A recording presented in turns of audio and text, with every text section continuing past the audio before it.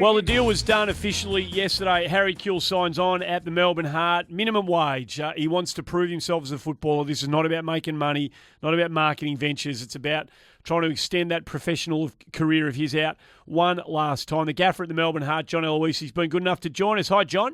Good morning, guys. Congratulations. I think it's, from a marketing perspective, it's a really interesting decision.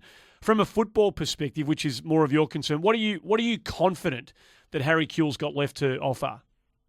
My side is the football side, and after speaking to Harry for the last 3 or 4 months, I can see how hungry he is, and he wants to come back to Australia and show what he's capable of doing still on the big stage, and I think that Harry, that hungry, is going to be a great asset for us because everyone knows what ability he's got. He was a bit disappointed in the first half of the season that he had when he was here last time with Victory. Second half of the season, he ended up performing well, and this time round he's going to have a good pre-season under his belt, and we'll get him right for the start of the season.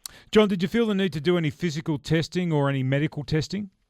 We do our testing, and also we followed him closely while he was in Qatar for 10 weeks, and I was quite lucky to know a few people over in Qatar that were telling me how Harry was going and how he was feeling physically and how he was performing, and he ticked all the boxes, and now we can't wait to get him here to train with us. John, when he played for the Victory, there were stories filtering out about interference from management, and the managers were kind of getting in the way, and there were sort of other things were distracting Harry from the task at hand.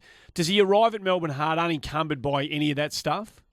He did have a few problems when he arrived at Victory with the management, but then he left his management. So since then, Harry, I dealt directly with Harry the whole time, and we spoke about everything. The one thing that we didn't really speak about was money, because he said he's not interested in it. He just wants to play. He wants to do well, and that's all I wanted to hear. And I know a performing Harry, he'll get back into the national team, and you see the national team, I think, still needs someone like Harry that can make a difference, and that's only going to benefit us too. I was going to ask you, John, about that. I mean, how much does that still burn with Harry, that desire to, A, finish off his career well, but to, B, get back and get in the Socceroos for this one last campaign? Yeah, I think it does. We didn't go on about it too much, but he did say that he still had that desire, and that he would love to play in another World Cup, and I think that that can only help him because he's got a goal and something to go for. But he first of all, he wants to perform well for us, because he knows that if he does that, he will end up playing in the national team, and then hopefully Australia do make the World Cup and he can play a big part in it. Yeah, what happens, John, if Australia don't qualify? Does that change Harry's position? No, I don't think so. I think he still wants to perform well, because there's quite a few people that were questioning why he did come back last time and how he performed, and he wants to prove them wrong, that he's still got it, and he's still only 34. We saw how Del Piero played last year. He's 37, 38. And, the ability hasn't left Harry. He had a few problems when he was here last time. Towards the end, we saw what he could give.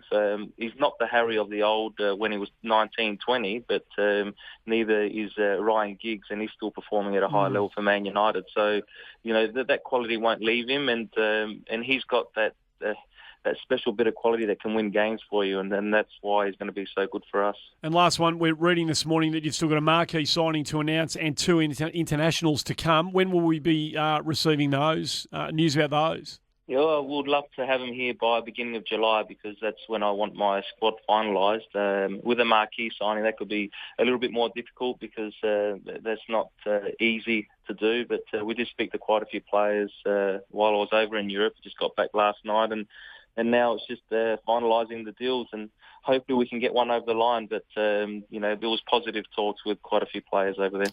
Mate, we look forward to that. We look forward to Harry in the red and white stripes. It's going to add some spice to the local derbies. There's no question about that. Congratulations. Thanks for joining us.